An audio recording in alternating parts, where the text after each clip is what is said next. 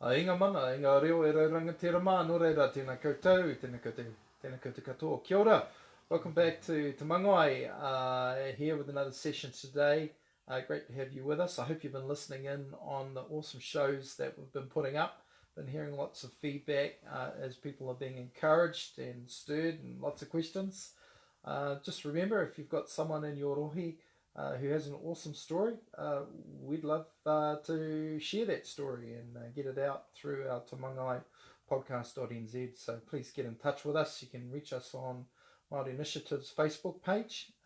Just drop us a note in there and we'll get in touch with you.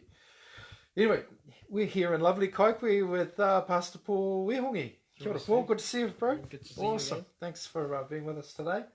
And Paul's doing some really great, interesting work here with the community in Kaikohe, and just thought it'd be really great to have you on the show and just maybe share with us a little bit about what you're doing and kind of why you're doing that.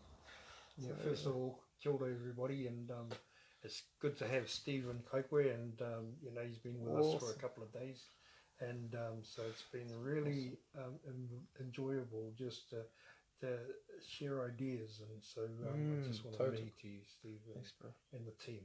So thank you very much for this opportunity. So what's been going on in Kaikohe? There's been a lot going on in Kaikohe. There's been a lot of movement and excitement really about, we've got different people coming into town, and we've got whānau coming back from Aussie, and there's just a flurry of activity in our town. I suppose the challenge is how do we facilitate that, yeah, it's not an easy thing, but we just have to do the best we can with this situation. You use the word flurry there. Can you kind of what's the flurry? What's stirring that, you think? I think people. I think they're moving back home, and so there's a lot of ideas behind what they can do, and ideas and dreams that some of our whānau that are bringing back home. I think that's part of the flurry. So it's like a desire to serve the community and just reconnect, and just putting their, serving their community or whānau, and putting back into, what they've been brought up in. Well, I mean, having Paul took me on just a drive around lovely Kaikohe today, and just seeing some of the resources and different things in the neighbourhood. It's quite a close-knit community, eh? Yeah, you can kind of feel it when as we were driving around. So people, that sense of ownership. Yeah, everybody knows everyone, and sometimes that's not a good thing, and sometimes it's cousins. But I think when we do start thinking about, well, how can we serve one another or help one another, then that becomes the flurry or the powerful element within our community, and I think that's sort of happening a little bit. Wow, yeah. It's sort of stirring, eh? Stirring up, yeah, and that's exciting, and so it's sort of like watch the space, and yeah. Oh, awesome. So you and Sally are co-pastors of Kaikohe Zion Apostolic Church. Yeah. Yeah. Yes. How long? Cool. And how long have you been pastoring there, or did you set that church up, take it over, or? Yeah, it was a long story, but basically, when I'd say about 6 years ago,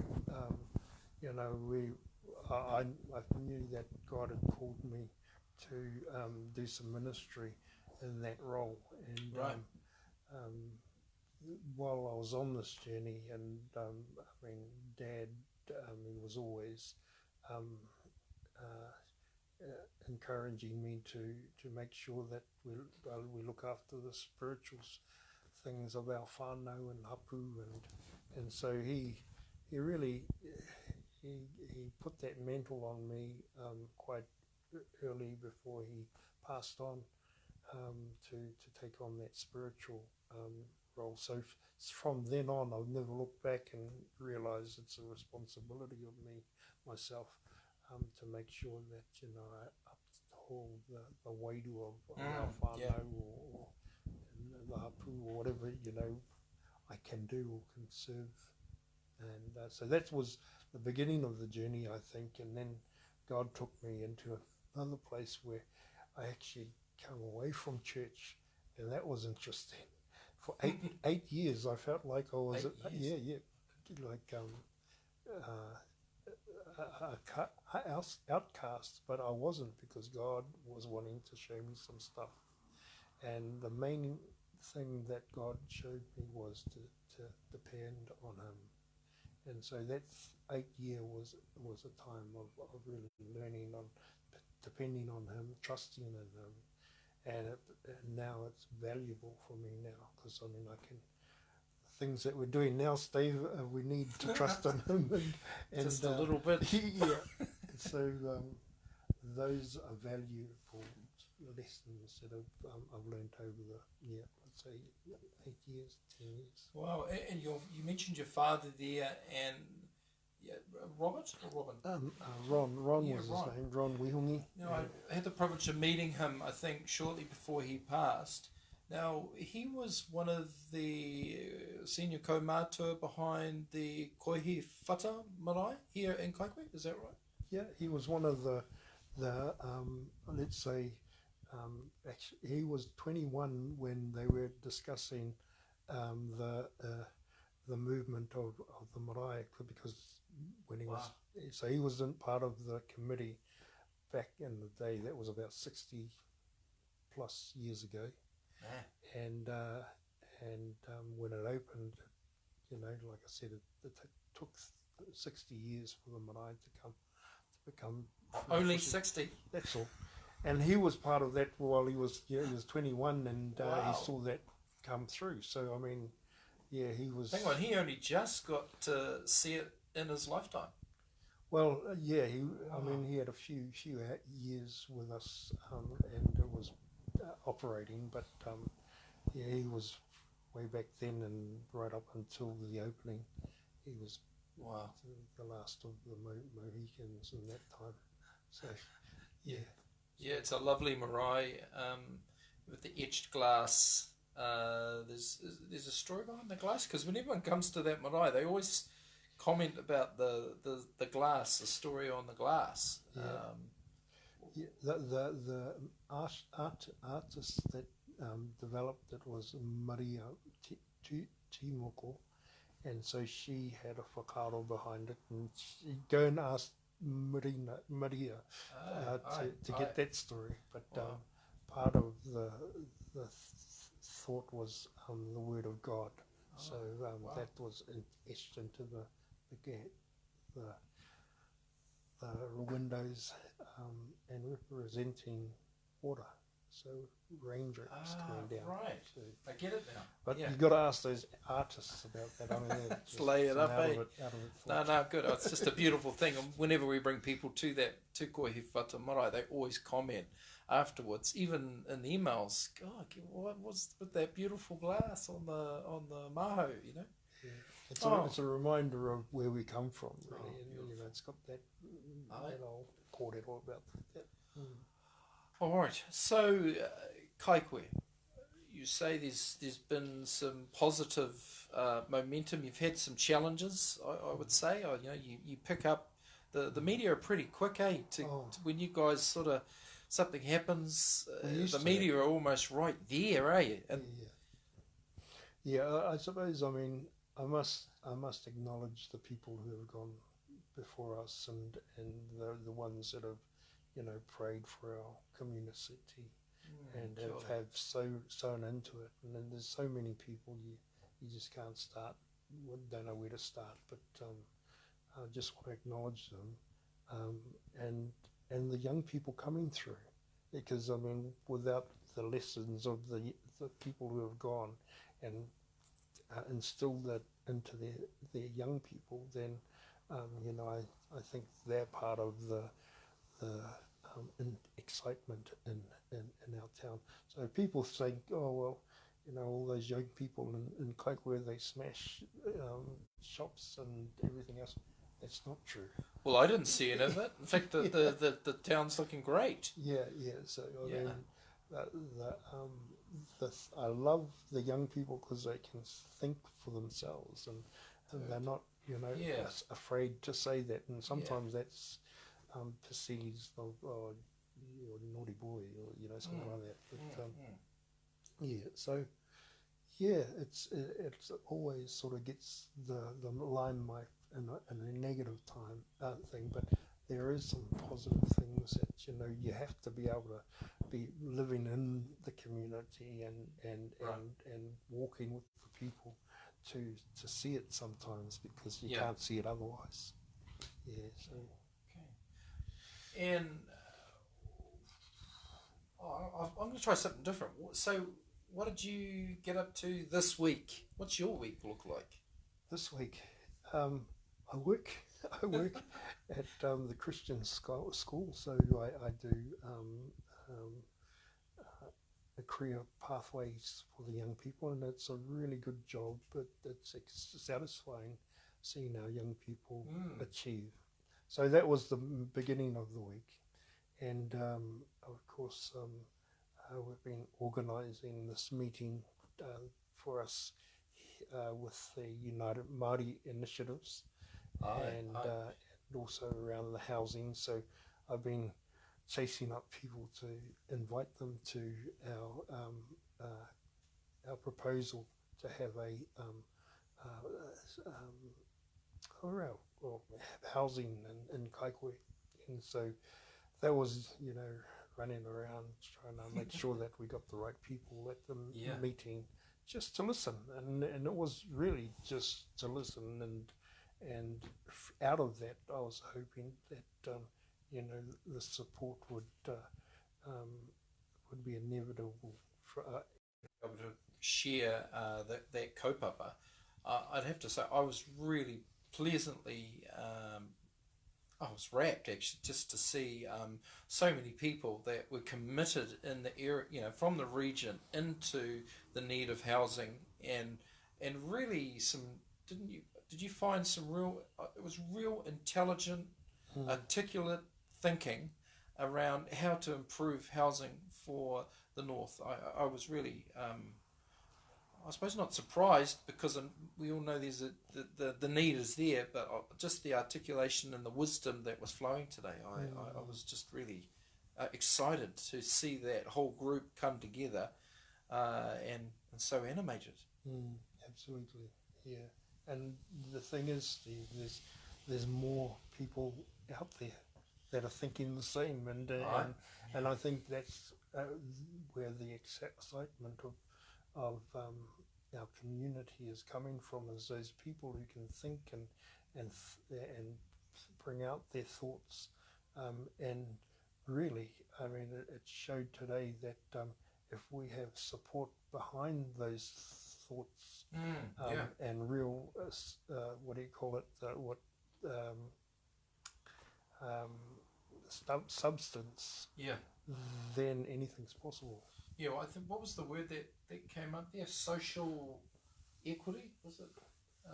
The sharing of wealth, at a social level, so that social prosperity. So it was not about personal me, my, and I, and my kingdom, and how much I can get, and it was that it was about the social, a broader whānau level representation. The rest of the family's just joined us. It's my son's dog. He can stay here. Sally, you can't see this. Sally can't see this. Oh, what a cutie, eh? Yeah. But so I think isn't that Māori? Isn't that Māori how we think? the health of our whānau, and how do you do that, and always asking that question. And what about the environment? Because I mean, Yeah. it's not just for us; it's for the next generation. So that I wasn't surprised as well. Wow, that was It great. just I mean, we're talking about the Turi Whenua Act, Yeah. the Crown Mineral Act, That's Living Building Challenge. You know, these were just some of the take that were coming, you know, real smart, intelligent, thought through. And again, and also having the trades training there today. Miller, was it? Yeah, Matua Miller, coming from the 60s, the Māori trade training. Oh, wow. Talking about reinvigorating that with youth. That was really inspiring, yeah. what I really enjoyed, Steve, was being able to hear the knowledge of others and freely just giving out. And I think creating that um, atmosphere is second to none. I mean, I think it's amazing. Something to contextualise this for listeners that obviously they weren't there was that we hosted today a housing kainga ora forum here in the north, in the northern region, putting our feet up here and pulling together people from the community to listen to a housing kaupapa. Now that really was about economic development, regional economic development. And Paul, you're going to be kind of stepping a bit more, possibly after today, into that sort of role. What's that like?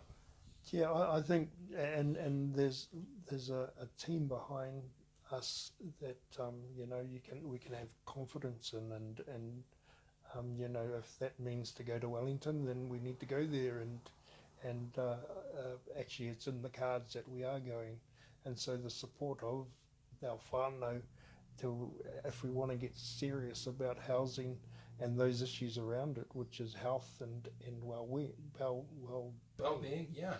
then haumai haramai, just come and help with that equally. So that is an invitation to potentially come and help support the whakaaro. We're really looking forward to that journey. We're just waiting on the Minister of Housing, Phil Twyford, to confirm a date that he's going to be in Parliament to receive us. But it's all looking pretty good, pretty good. So that's going to really bolster jobs here in the north and training through new trades training and potentially, who knows, even maybe a factory manufacturing the raw material as well as another factory for prefabrication. Yeah. And I must say, the thought as of the group is always about how we can extend that to others. So it's not just Kaikohe. It's our whanaunga and Ngāti Hine, with the forest and up north. I mean, I know our whanaunga on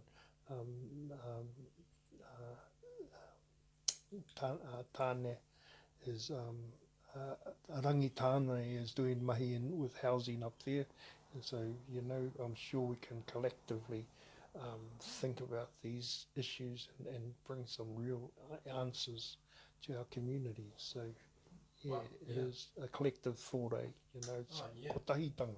Kotahitanga, aye. That's together as one, working together and sharing our mātauranga whakamana rawa, our resources, our influence, our knowledge. Yeah, oh, that's awesome. Look, man, I can't wait. So in Kaikohe, maybe we'll talk about youth. What are the youth doing up here in Kaikohe?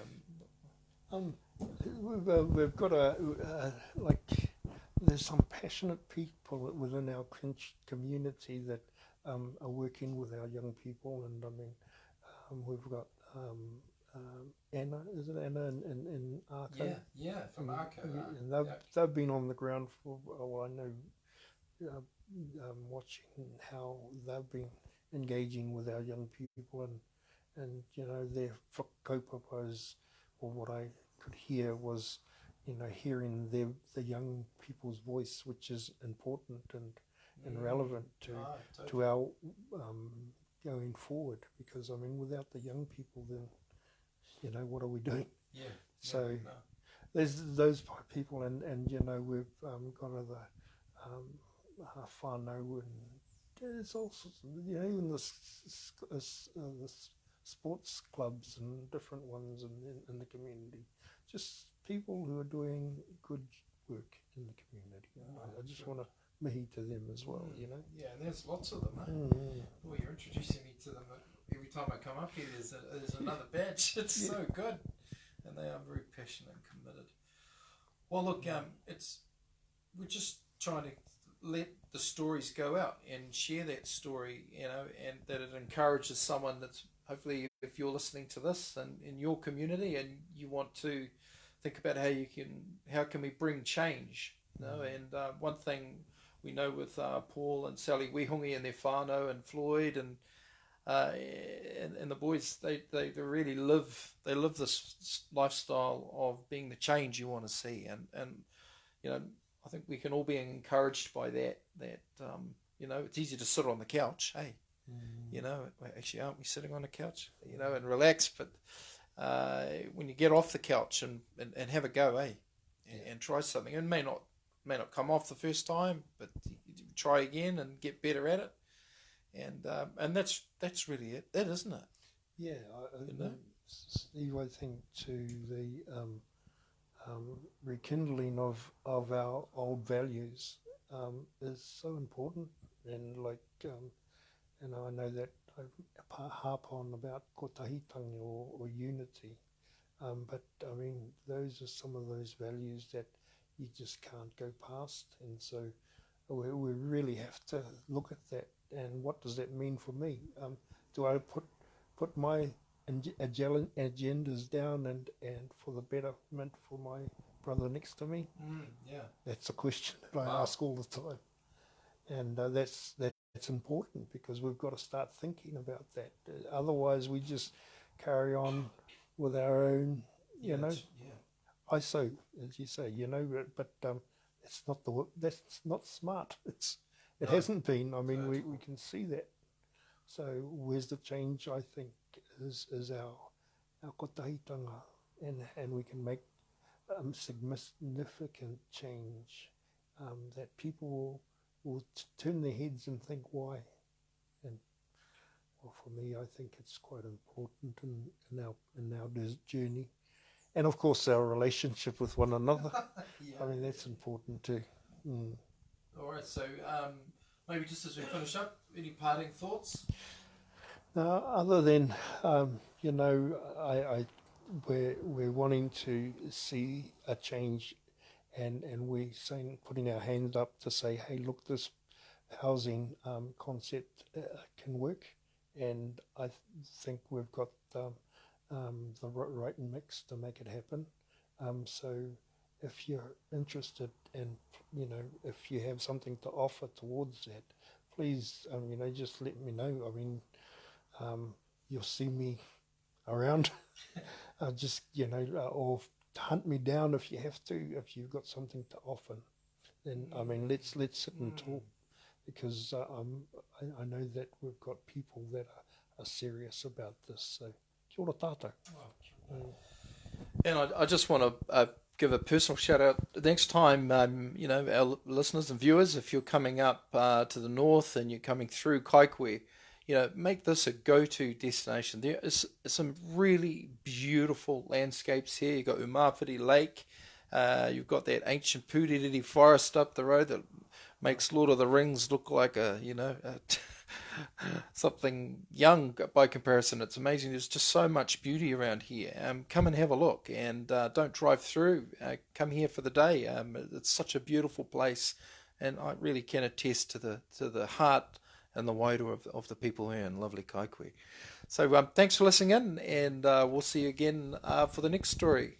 Kia ora, ka kite.